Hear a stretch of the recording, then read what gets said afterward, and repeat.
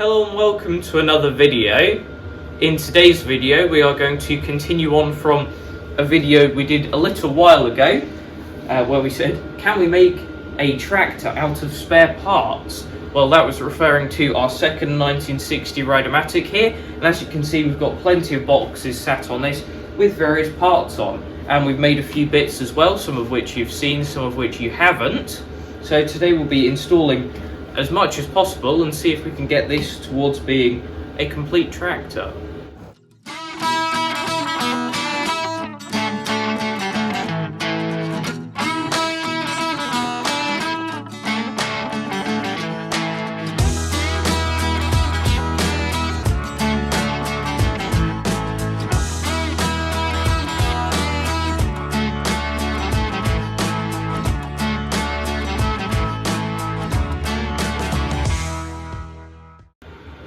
Now, we often referred to this 1960 Rideamatic as our parts Rideamatic because that was what it started off as, to help us with parts for our other 1960 Rideamatic restoration.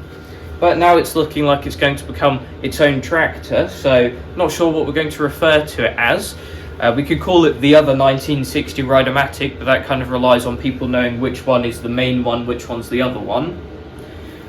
Or we could give them a pair of names, which is what we're thinking about doing. Popular thing for people to do with kind of pairs of tractors is call them Bill and Ben, but we've already got a friend that's done that with a couple of his tractors, so we don't want to copy that idea. But please do leave your suggestions down below as to what we should call our pair of 1960 Rideamatics. I'm thinking a pair of names beginning with B or R, so that they kind of go with Bolens or Rideamatic, but do let us know your suggestions in the comment section down below, and we'll kind of go with a pair of names that we see or that we think suits them. So please do let us know your ideas down below, and we can kind of steal a pair of those.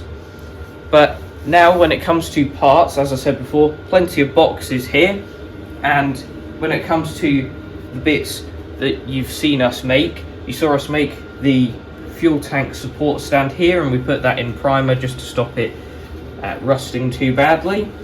We've also painted our drag link, in black paint. That's only temporary really. When we come to do our full paint restoration of this tractor, that'll get grip blasted along with the rest of the tractor. It's just to stop this drag link getting surface rust and stuff on it, and pitting and all the rest of it that we'd have to fill in with filler and all the rest of it in the primering stage. Now, there's one more part that we've made that you haven't actually seen, and it is the bracket to hold the grill on, which is mounted on the engine. This is the original one from our 1960 that we're doing our mechanical restoration of.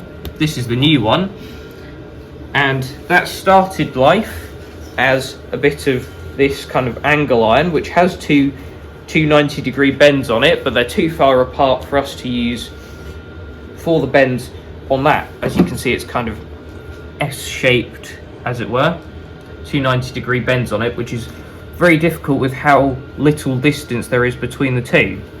But we used one of these bends and cut a piece off to the length of this. Then we got a piece of inch square bar here and milled a triangle out of it on our mill, and then we got our piece of angle iron that we cut off, put it flat up against there, then pressed down with this new press tool that we made especially for this. Press down on there, then obviously that bent the right angle into it, and then we only had to do one bend out of the two, seeing as we got the other one from the original material. Then it was just a case of kind of cutting the corners off there to get the right shape on it and drilling the holes in the right place, and that is all done, and we're very happy with that. And what seems to be the case when it comes to making parts is you spend longer making the tooling up than actually doing the job of making the part itself. But that is now done, and those are all of the parts that we're going to make for this stage of this project. What we're now going to do is decide what goes on first. Now, the aim of today is to create some space in the workshop, and the easiest way of doing that would just be to pull this tractor out and put it into storage, which in theory we can do now because we've just fitted our drag link, which makes this steerable and easily mobile. However, we've got 5 cardboard boxes of parts here and a tray of parts that we had from our previous video, and we're going to try and fit as many of these as possible so that they're all together in one place, fitted to the tractor, and as much as possible out of here. And it's just easiest if stuff isn't in various cardboard boxes where you have to open it up to know what it is. So we're going to delve into some of these cardboard boxes and show you what's here. I did mention in my Christmas video about getting quite a few parts drops from America, so thank you Barry for sorting us out with all of the parts we need, or most of the parts we need for all of our Rideamatics. So in this long box here we have a steering column, which is for one of our 1961 Rideamatics, the one that you haven't seen before. It is a pull start Rideamatic that actually came from the same place as this 1960. It's a very original condition, except for the steering system's been heavily modified on it, so we needed a steering column for that. We've also got a lift lever here, which is always handy because quite a few of our Rideamatics are missing this part and also kind of the other lift bits as well. Some of those were optional extras, but it's good to have one of those. Now both of those parts are kind of put to the side now because neither of them are for this tractor, so this box can go over there, and that is 1 out of 5 down.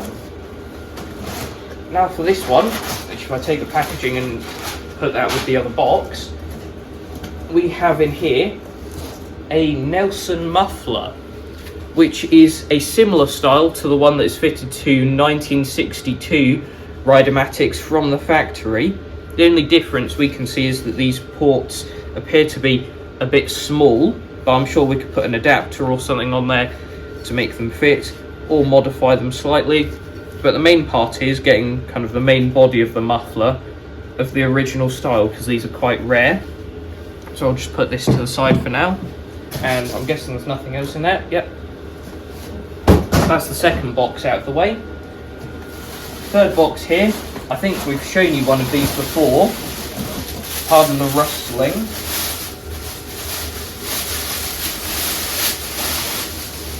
That is this is a seat pan, which is very similar to the originals for these tractors. The only difference really is that the hole there is circular rather than square, but a little bit of modification, and this fits straight on. So this will be fitted today. Third box down, and now onto probably the bigger 2 boxes that have quite a bit in. It's like Christmas all over again here, except I know what's in the boxes this time. So we're going to start with this box here. This has got lots of kind of smaller bits in it, and then there's one big bit in the other box, which is what was quite a difficult import, but we'll get onto that in a second. Now if I actually pick this up onto here, I can kind of place the parts in front of us. So firstly we have a fuel tank here, which has got the kind of 60 and 61 style cap on it. Very nice. That was one of the parts that were missing for this tractor. We've got here a Rideamatic control lever, one that isn't butchered because the one that we had for this tractor was quite heavily, well, I say modified, it was cut about a lot, so it's good to have one that isn't or doesn't require lots of welding and cutting to get it back to where it should be. We have attachment lift lever kind of chassis bracket here to go with the lift lever, so I'll just put that there. That's for another tractor. We have many of these fuel tank brackets or fuel tank hold downs. I think when we counted before there's like 8 or 10 here, so that should sort out all of our Rideamatics, seeing as we need 2 for this. And most of our Rideamatics have either missing one, or we've managed to kind of snap a thread on them, and therefore they need new ones because they're quite difficult to put a new thread on. We have here a pair of stub axles for a 1961 Rideamatic, which is again for that Rideamatic I was talking about with the steering column. That also has quite a bent stub axle, so we thought we might as well get a pair. How's that for a catch? Wasn't even looking at it. And the last thing in here that's... Ooh, didn't realise how heavy that was. Is a bag of many smaller things. So we'll clear the decks here. That box can go out of the way now. We'll clear the decks here and we can go through what's in the bag of many things. So let's go through what's in the bag, which is quite a lot. Firstly, here we have a steering quadrant, which is covered in grease.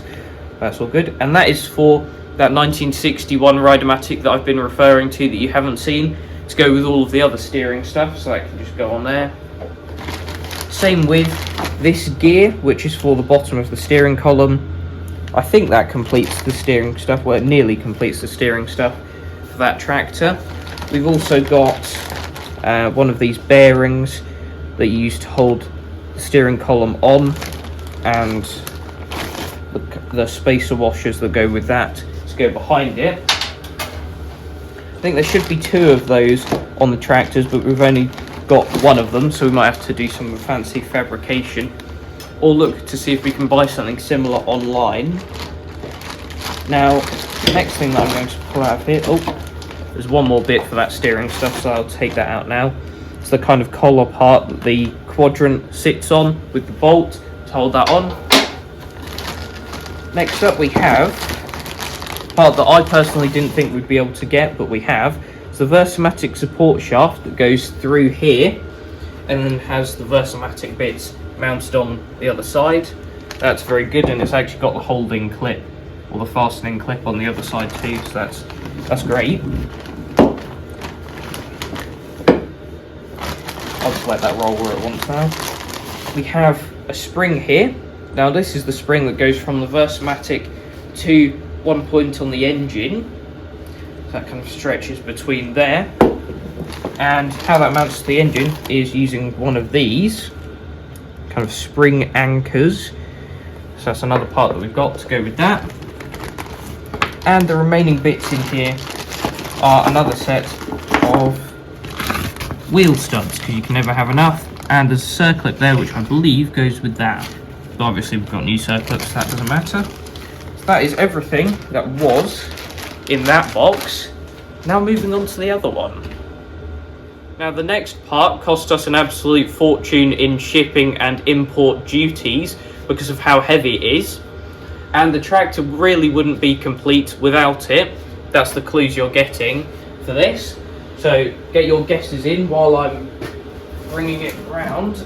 I don't think anyone's ever imported one of these on its own to the UK before. And if I flip the lid on this now, you will see it is, well, you can see the back of it for now, but it is a 1960 Rideamatic grill, and not just any grill, one that's in very nice condition. So this will really make this tractor, especially when we give it a good lick of paint. It's already got some nice patina on there anyway, so it's almost a shame to repaint it. One of the things that we've realised is that we need an engine on this tractor to actually fit the grill, because, well, as you've seen from the bracket that we've made up, this bolts onto the engine and this part goes onto the bottom of the grill. That's how that all goes together. So it is essential that we have some sort of engine on here, and we're not fully decided yet on which of our spare engines we're going to put on this tractor, and we haven't gone through any of them to see if they need any work before we do that. So for now, we've got a scrap engine block here, which has been repaired in the past with fiberglass when it shot a rod through the side of it, and a scrap sump as well. So we're going to put these together to act as kind of like a model engine. Obviously it's not going to go anywhere, but it'll act as a placeholder between the chassis and holding the grill on, which is all we need for the moment. But as you might have noticed with our engine bracket, for that to line up with those holes, we're going to have to make a cutout for that engine fill point. Now that wasn't the case on our other 1960 Rideamatic, however, it appears to be the case on literally all of our spare engines, that they've got this kind of cast block part here for the engine fill point. It's also the case on our green 1961 Rideamatic, and that has a cutout on the grill bracket specifically for that. So what we're going to do now is pull that bracket off the 61 Rideamatic and copy the cutout. We'll be back in a few minutes once we've done that. After that, we can start actually putting parts on, and we'll have our kind of missing parts list open next to us so that we can tick stuff off as we go.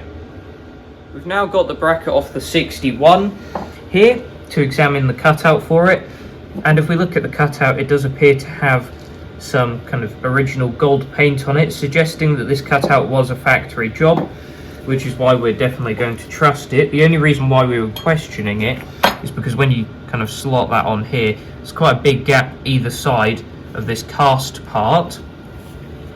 However, we think that must have just been kind of providing an error interval if there was any issues with the casting. But we've replicated that now on our bracket, and that fits well, so we're happy with that. And that is ready to go on pretty much now. So we'll talk about how we're going to fit this engine. We made up these engine brackets ages ago, and this part of the chassis needs a bit of bending, welding, and then these brackets can then be welded on. So we're not going to do any of that today, we're simply placing them on. And what we're going to do is very, very, very gently place our scrap sum on here. Obviously I'll need to line up the bolt holes a bit better, and we'll bolt this down in all 4 places, but this one especially needs to be tight, seeing as it's the only one that goes onto the chassis at the moment. And if we think that's secure enough, then after that we can put the block on with the bracket on, and then that's ready for the grille to go on, which will probably be one of the last bits that we put on today.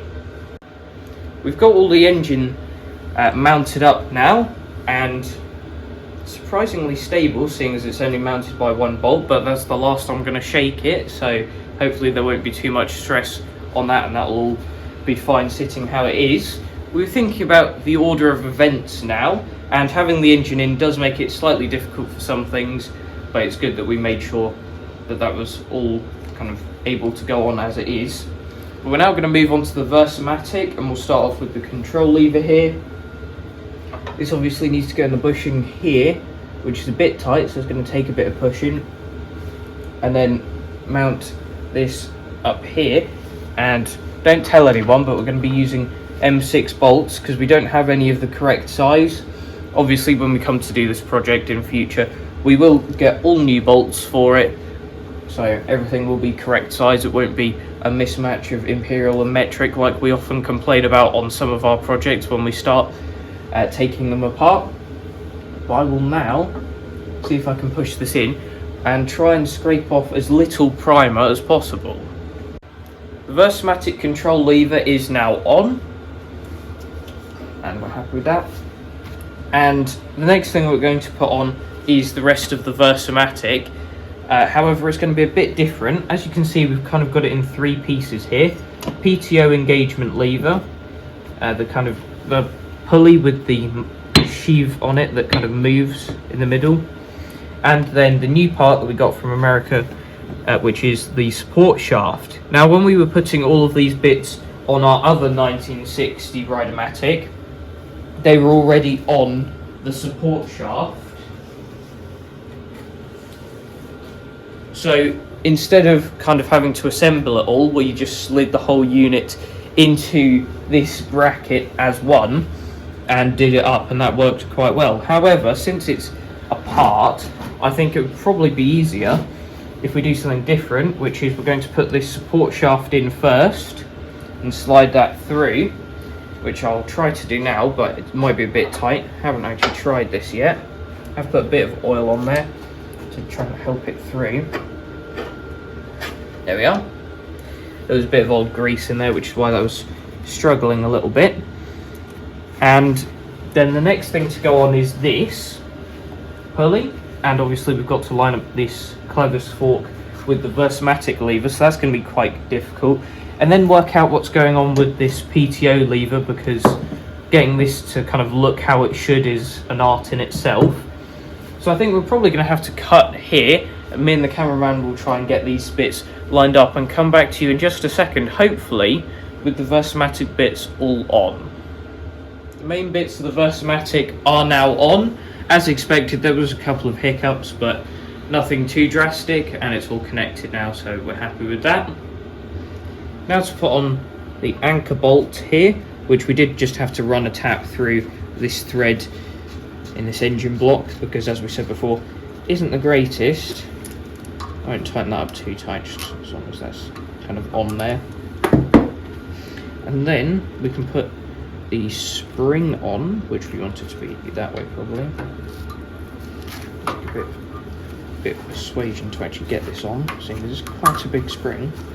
There we are, that's that attached on there now, as it should be for the Versamatic, and I think that is the entire Versamatic assembly completely attached.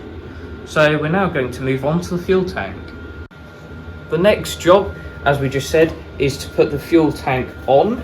So not sure if I'll be able to squeeze these brackets or not as I'm putting it on. We'll have to see. If I can't, then I'll probably have to cut there and get a hand from my cameraman, but we'll see.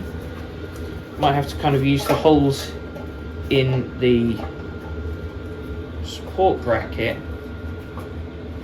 It's a bit of leverage. I cannot actually see the other side at all. I think that one's in. There we are. Sorry, you probably just got close up of my face.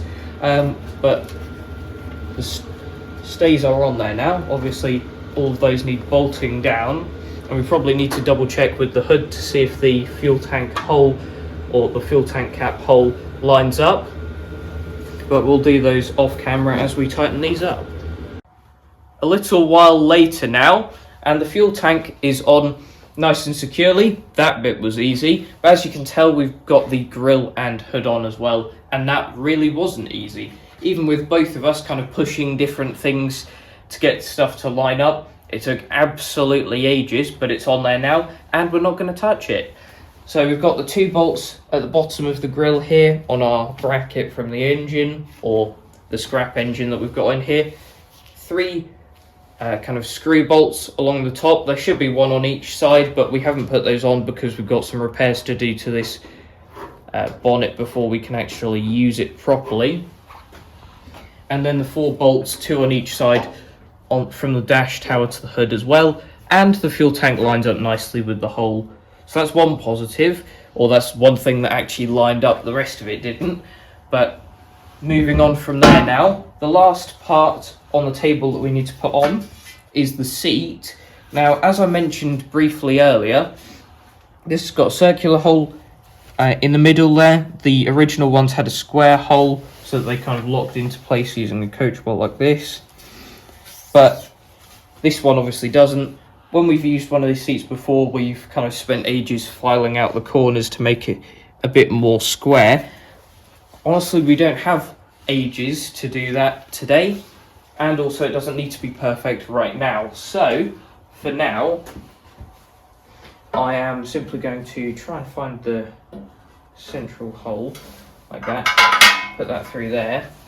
And I won't do it up tightly, but I'll do it up enough that it won't kind of come off if I just push this away from the wall a bit so I can actually get here.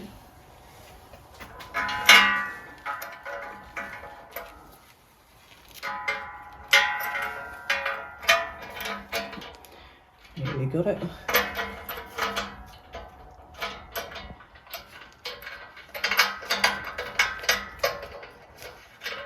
There we are. I think I've just about got it now. And that's already starting to dig in, so I'll tighten that up to about there. And for now, that can stay as it is. That's attached, which is all that it needs to be now. So what we're going to do is break out our list of missing parts and compare them to what we've got for the tractor now. And it does look a lot more like a tractor now than it did at the start of the video. We are over by the laptop now, and we're going to look at the list that we made after the last video for the parts that we needed for this tractor. Now, if we start at the top here for the starter blank, and what we mean by that is these kind of plug things that fill this hole in the dash that would otherwise be used on an electric start model for the kind of push button to activate the starter generator. And seeing as we've got quite a few pull start Rideamatics, We did buy quite a big tub of them. This is 25 of them, and we managed to kind of cross-reference them to a standard size. But we weren't fully sure how many we needed, and we got a bit carried away with the quantity we bought. We actually got a second tub as well, so that's 50 of them, so we definitely have more than we need. I mean, we haven't checked yet, but these will probably also fit other pull start models of Bolens, like the 600 or 800. And we'll have to check those tractors at some point. We definitely have more than we need, so otherwise either we need to buy another 40 Rideamatics, or we have some going spare. So if you need any of these, do let us know, because we definitely have more than we'll ever need. But if we go back to the list, you can see secondly here we have a stop button. We don't actually have one of these at the moment, but we know we can buy one of those from Brian at Bolens Parts and Supplies. Next up we have the tank support, which we made up.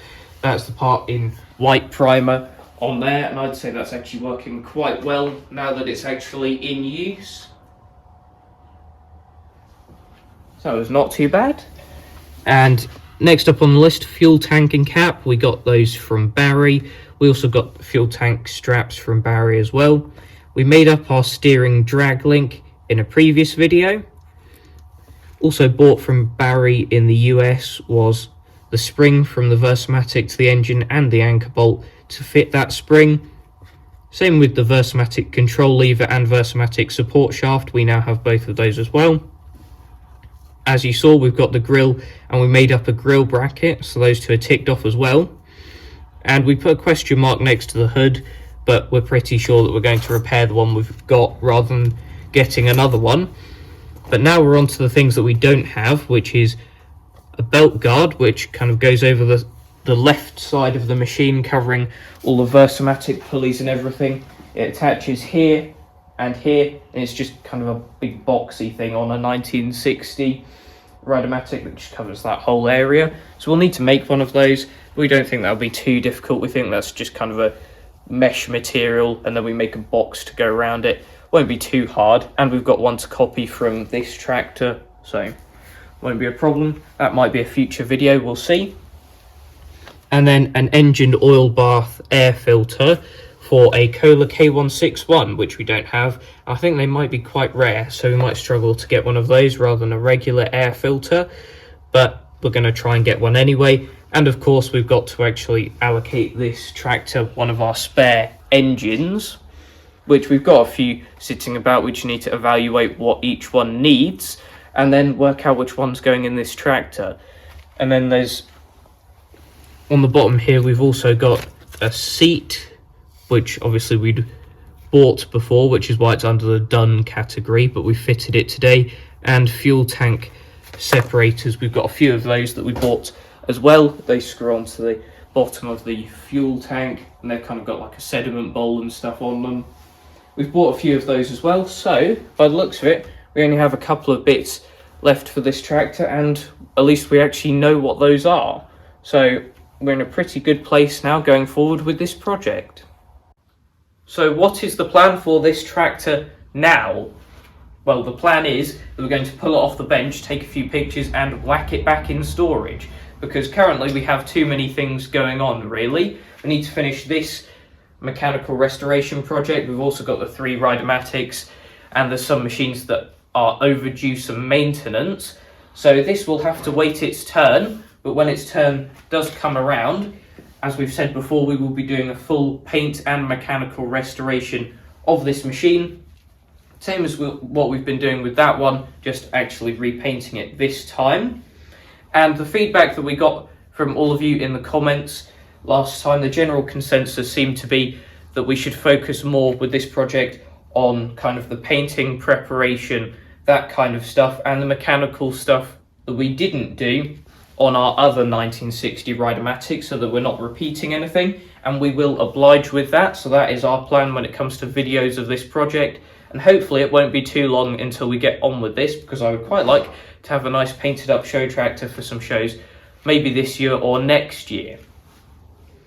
And we do kind of have a plan for our restoration, but we'd like your feedback on this, because obviously we haven't done a painted tractor yet. So our plan was to completely strip this down and do all the mechanical bits to it, like the welding, straightening, drilling for the front axle so that we can put bushings in there, that kind of stuff, but not actually put the bushings or anything like that in yet. Then fit the tractor back up and make sure that any bits that are a just fit, such as the hood, make sure that they fit nicely, maybe do some bending and stuff, or any panel beating that needs doing we'll do then, before there's any sort of primer or paint on it.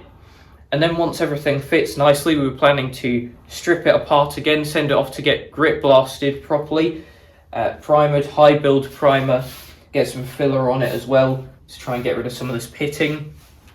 At that point, we'll put all of the bushings, bearings, oil seals, that kind of stuff in, tape those up, and then we can start painting it, give it a couple of coats, get a decal set, which is the first time that we'll be putting a decal set on a tractor. We've only ever put them on our HT snowplow or HT replica snowplow so far, so that'll be good.